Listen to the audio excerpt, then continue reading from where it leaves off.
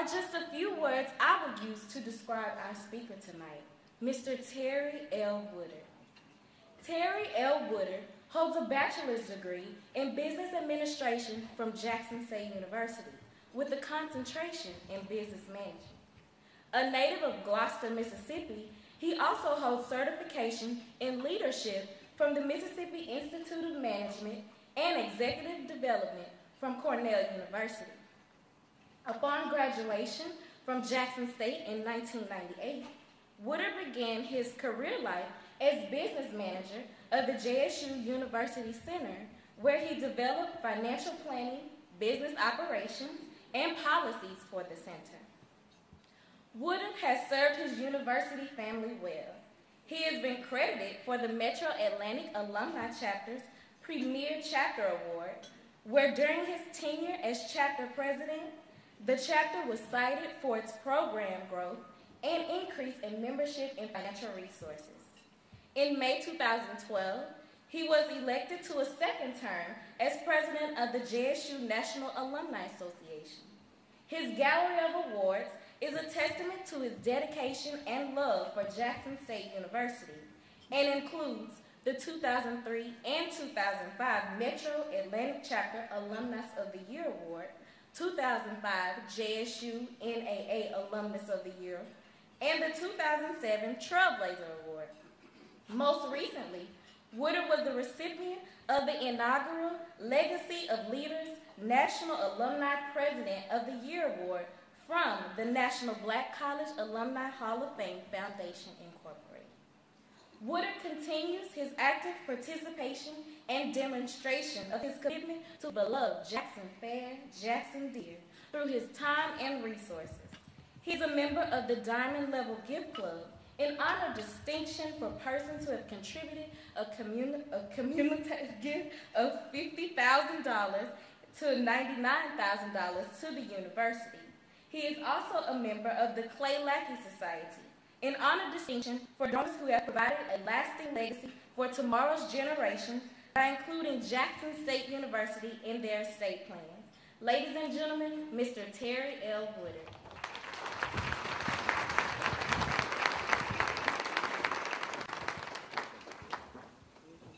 Ms. Demby, for such an eloquent introduction. You are too kind. I am delighted to welcome you to the 135th Founders Day Banquet, the culminating event of observance of the founding of Jackson State University. First, I would like to thank the program committee for inviting me to be a part of the 135th Founders Day Banquet.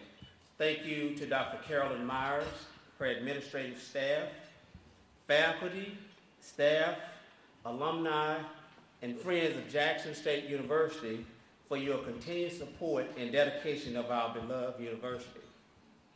A special thank you to the students, our most valuable asset. You carry our hopes and dreams. You are our future political leaders, educators, entrepreneurs, physicians, and lawyers. Parents of these Jacksonians, you should be proud. I extend congratulations to the distinguished honorees who are being inducted into the various gift clubs and societies for your firm commitment to JSU and an investment into its future. Allow me to provide you just a little background about myself. I'm from a very small town called Gloucester, Mississippi. Just to let you know how small it is, I have invited the population of Gloucester here with me tonight. I have my sisters in the audience. I have my niece who's a PhD candidate here at Jackson State University, and Dr. Barbara Osby is my classmate from Gloucester, Mississippi. The town that we live in is so small that a lot of people always tell me, I bet you all don't have but one traffic light. I love when I tell them, I bet you we don't. I am a first-generation college student. This is important to mention because coming from a small town and being a first-generation college student, no one really explained college life to me. Honestly speaking, being dropped off in what I knew as a big city, Jackson, Mississippi, and being away from home for the first time, For me, it's scary. I was around so many people that I did not know. In addition, living with people who later became my friends I did not know. So within my first 2 weeks of being at Jackson State University, I had decided I need to get back to Gloucester. So within the first 2 weeks, I just said I had to get back to Gloucester. And you must remember, no one really had explained this process to me about being in college. And the phone in room 319 of Stewart Hall rang all night when the word got out that I would be leaving Jackson State. And this was people that I had met over the 2 weeks that I was here. Those people were calling me, saying, please don't go back, begging me not to go back. I had called my mother. I said, meet me at the bus station tomorrow morning. I'm coming home. But it was something about those phone calls that came through Stewart Hall that night. And you may remember, we didn't have cell phones then. And I remember the phone, you can only dial 4 digits. And the phone only called on campus. That just did something to me. And I can honestly tell you that was the best decision of my life to decide not to go back to Gloucester, Mississippi.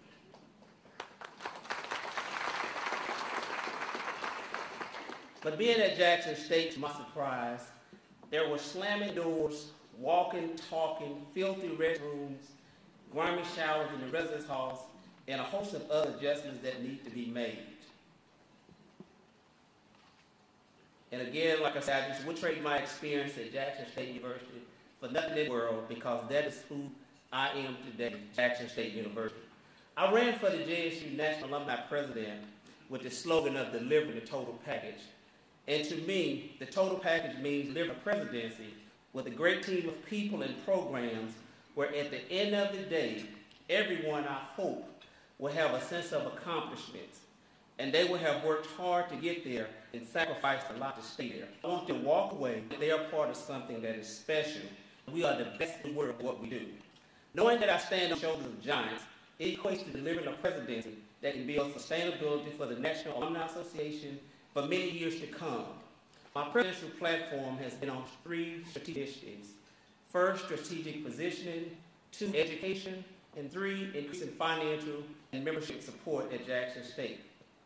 And I think about the theme of tonight's Founders Day Banquet, one JSU, honoring the past, embracing the present, creating the future. It is most appropriate at this time as my alma mater strategically moves to its prominence in this world. Just as I struggle to make the adjustment to college life, we all have been through some struggles. These struggles get you ready for what the world has to offer. Because even in this grand moment of celebration and jubilation, we are living in the most terrifying and frightening moments in the history of this country. Unprecedented lethal linkage economic decline, cultural decay, and political melee. Yes, downward mobility and the fear of poverty. Yes, the cultural consumption that promotes the addiction to stimulation that tries to convince us that we are vital and vibrant only when we are consuming. If you're down and out, people say go to the mall. When you're feeling down and out, turn on the television to reinforce the spectatorial passivity. Yes, this is so much of what our culture is about. This is so much our culture is about. In the political melee, even as Brother Romney wants to be in the White House, I see Sister Ann, thank you God for her. This deep sense that maybe public institutions no longer have the wherewithal to respond to the deep problems facing our nation. Let's keep supporting our very own President Obama. He needs us. Jacksonians, this is our moment. Yes, this is our moment. Alumni and friends of Jackson State University, you can help make a fundamental difference. Not one, but collectively. Here's how you can make a difference. You can try to revitalize public life, and by public, all I mean is acknowledging our interdependencies and interrelationships with one another. I'm not talking about simple identities. I'm not talking about simple constituencies. I'm talking about a rich notion of citizenship. The idea that ordinary people like you are capable of ruling and being ruled, and hence put a premium on the alternation of rotation of rulers. It is a precious idea. It's called democracy. The principle of social equality and individual rights, and how rare democracies are in human history, and usually short-lived. And when they're undermined, it usually has much to do with the levels of poverty and that produce despair and desperation, of levels of paranoia that produce levels of distrust and suspicion. Historic colleges and universities have and will continue to consistently and successfully educate African American students, many of whom are low-income and underpaid backgrounds. Many of us here today are here tonight because we are a direct beneficiary of the acute sense of service and dignity afforded us via our families and those who gave so much that we could begin leveling the playing field and start giving back. Institutions like JSU are strong and more viable because of you. We know that the U.S. Department of Education's Higher Education Act of 1965, Title III, Part B, saw the strengthening capacities of schools like JSU. However, it is incumbent upon us, alumni, friends, and supporters, to continue to invest in our students in Jackson State University. We must remember that we are one Jackson State University, and we share a common goal and a common destiny. And while we are appreciative of the Higher Education Act of 1965, we cannot rest on our laurels. We know that the financial of HBCUs rise and falls depending on the state's fiscal health. Still, my faith in this institution and you compel me to believe that we will remain vigilant and aware of our history and the cognizance of the vital role that's played in the past, currently plays, and will continue to play in the future. We must proactively promote the image of JSU. We must emphasize and accentuate the positive initiatives of our loved institution. And we must give continually, willingly, and systematically. We accomplish this by garnering alumni contributions and securing donations from our growing friends and supporters. In essence, we should continue to lift as we climb. But I say to you, one must always have a tragic sense of history. History is a slaughterhouse of blood, sweat, and tears, a series of human crimes and follies and misfortunes. And we know, yes, history is intricately interwoven with scars, and bruises, and wounds, and hurts, and heartache, and sorrow, and grief. But it's more than that. We are not to confuse the tragic with the pathetic. The tragic is about the exploration of human possibilities for freedom. That's what Shakespeare's King Lear was about. That's what Toni Morrison's Beloved is about. The exploration of human possibility for freedom, but hitting up against the limits sooner or later. A tragic sense of history will give you a view of the world which no culture, no civilization, and no society has a monopoly on wisdom or virtue. It will allow you to see ambiguous legacies in the past, to accent hybrid cultures, because every culture that we know is based in part on fragments of antecedent cultures. No pure and pristine traditions here, no either or perspective here. It's about complexity and deviance. And going hand in hand with the tragic sense of history is an all-embracing moral vision, because the tragic sense of history should generate a sense of empathy and sympathy, of trying to identify with frustration and anxieties of others, of those who look like others and come from other places. Because I can assure you that everyone that looks like you is not for you, and everyone that looks different from you is not against you. It's all about embracing moral vision, never losing sight of the humanity of others. Simone Weil, the great French Jewish philosopher, said it well when she said, "Love of thy neighbor and all of thy fullness." Being able to say to him or her, "What are you going through? Can I be of service?" And yes, it is true that all-embracing moral vision means that we have to cut against the grain, because we live in a moment of xenophobic frenzy, of groups and tribes and clans and nations that want to close ranks, put up the thick walls of demarcations, make it more difficult to build the kind of bridges that we know are requisites to create not simply a sustainable, but just JSU. And hand in hand with an all-embracing moral vision are in many ways the most difficult, self-critical, courageous stands. It is not simply a question of having the courage of one's convictions, but at times having the courage to attack one's convictions. That's how you grow. That's how you mature. That's how you look at Malcolm X. What a great example of a man who was willing to grow because he realized that he attacked at times his own convictions. Socrates said it well when he said, the unexamined life is not worth living. But we need to add that the examined life is painful, risky, and full of vulnerability. And yet, to revitalize public conversation, we have to ensure that self-criticism and self-correction are accentuated both in our individual lives as well as our society and the world. When you awake in the morning, you should be thinking about your daily bread. Not mama's daily bread, not daddy's daily bread, not sister's daily bread, but your daily bread. It is time for you, and I'm talking about Jacksonians, stand up and do for you. You have to be willing to do things today that others will not do in order to have the things tomorrow that others will not have. Last but not least, there is a need for hope, and it's not optimism. I've been black in America for 46 years. No ground for optimism here, given the progress and regress and 3 steps forward and 4 steps backwards. Optimism is a notion that there is sufficient evidence that would allow us to infer that if we keep doing the same things, things will get better. I don't believe that. If we keep doing the same things, we're going to keep getting the same. And to everyone in my listening voice, that's called insane. I am a prisoner of hope that there is something else cutting against the grain, against the evidence. William James said it so well in that grand and masterful essay, 1879, called The Sentiment of Rationality, where he talked about faith being the courage to act when doubt is warranted. And that's what I'm talking about. Of course, I'm from a tradition, a black church tradition, which we define faith as stepping out on nothing and landing on something. That's the history of black folk in this country, hope against hope, and yet still trying to sustain the notion that we world-wearied and tired people, all people in this society, can be energized and galvanized around causes and principles and ideals that are bigger than us, that can appeal to the better angels of our nature, so that we in fact can reach the conclusion that the world is incomplete, the history is unfinished, the future is open-ended. What we think and what we do does make a difference.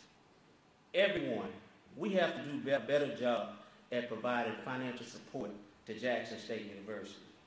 Jackson State is facing budget cuts each and every year, and our current alumni giving is about 2.53%. We can do better than that, and that number should be up around 25%. Again, I think this takes the Alumni Association's educating alumni and friends on the importance of giving. That's what they do, and they do it well. The education process can't start after you graduate. It has to start when students are accepted into the university. And we have to design giving programs that do just that. Another way we can support our alma mater is to get involved in the political arena and become familiar with bills and laws that affect education and its funding. This is something that we can address our elected officials. They are the ones that create the funding formula. At this time in history, we need workhorses and not show horses, because there's so much that needs to be done.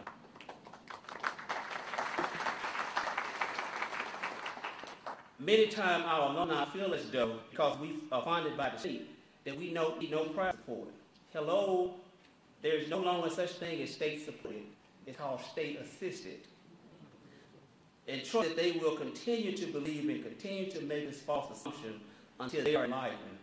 I am encouraged to continue to assist us as we work diligently to be looked to as leaders in our desire to increase our global presence and competitiveness. As I close, I'll say to you, as Wind and Fire put it so well a few decades ago, keep your head to the sky.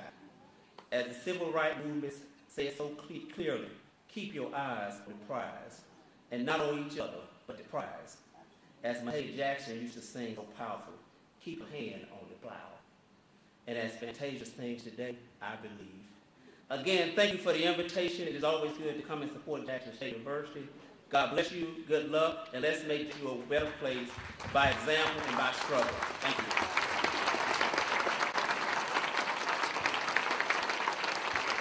And what a wonderful example it is for our students that we honor the principles and the values on which our university were founded. Many things change, and change is going faster and faster and faster. It's never going to get any slower or less invaded by technology than it is today. But the values are timeless. The values are timeless. I want to thank Mr. Wood. Please come up here with me for this inspirational speech. I'm so glad he didn't go back to Gloucester, Mississippi.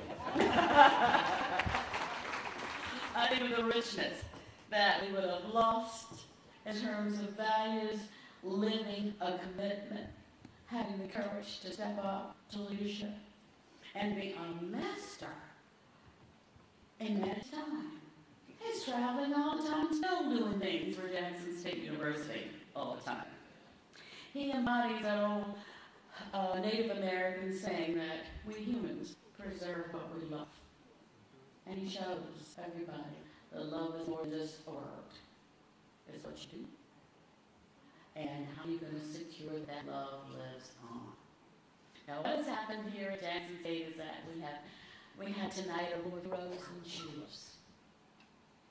People who are investing in the future of the Bryans and the other students here who are ensuring that this university and those values will live for 135 more years and right. So I want to thank Mr. Wood for everything, just everything, being a fine leader, a thoughtful leader, a decisive and very wise leader. Learned a lot from him 18 months here. I would congratulate each one of you for electing a leader. And I want to thank you, not only on my personal behalf, but on behalf of the entire machine, my cabinet, who are here tonight, the deans who are here tonight, the faculty who are on the front line of educational delivery, the faculty who are on the front line of educational delivery, the staff, who I like to say make the wheels on the bus go round and round, the enablers. Thank you. Thank you, Mr. Wood, for leading the presentation of Jackson State University and me tonight. You make us all proud. Thank you.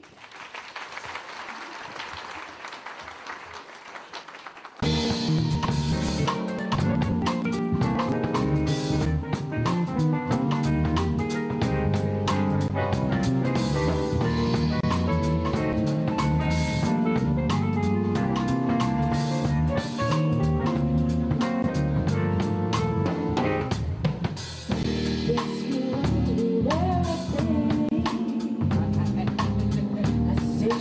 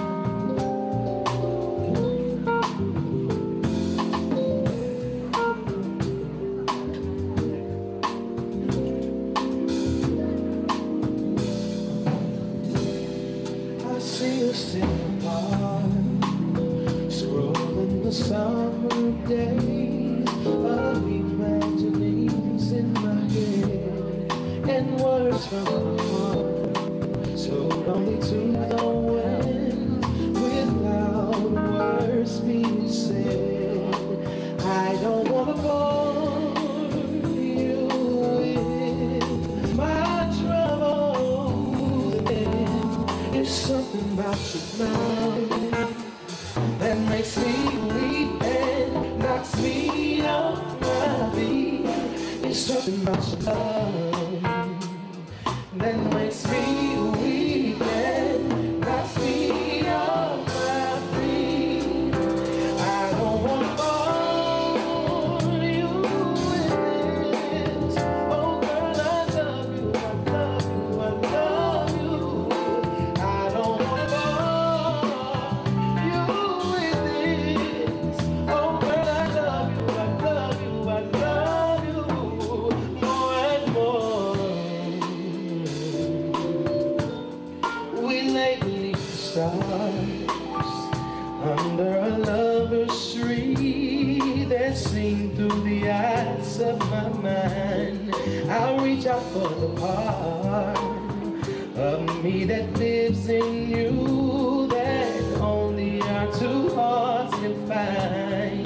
I don't want to bore you with my troubles, and then it's something about your love that makes me weak and knocks me off my feet.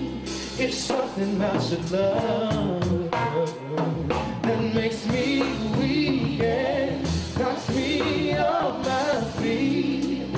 I don't want to bore you with this. Oh girl, I love you, I love you, I love you. I don't bore you with this. Oh girl, I love you, I love you, I love you more and more. I see us in the park, scrolling the summer days of imaginings in my head and words from my heart, told only to the winds without words being said. I don't want to bore you with my troubles, and then it's something about your love that makes me weak and knocks me off my feet. It's something about your love that makes me weak and knocks me off my feet. I don't wanna bore you with this. Oh girl, I love you, I love you, I love you. I don't wanna bore you with this. Oh girl, I love you, I love you, I love you. I don't wanna bore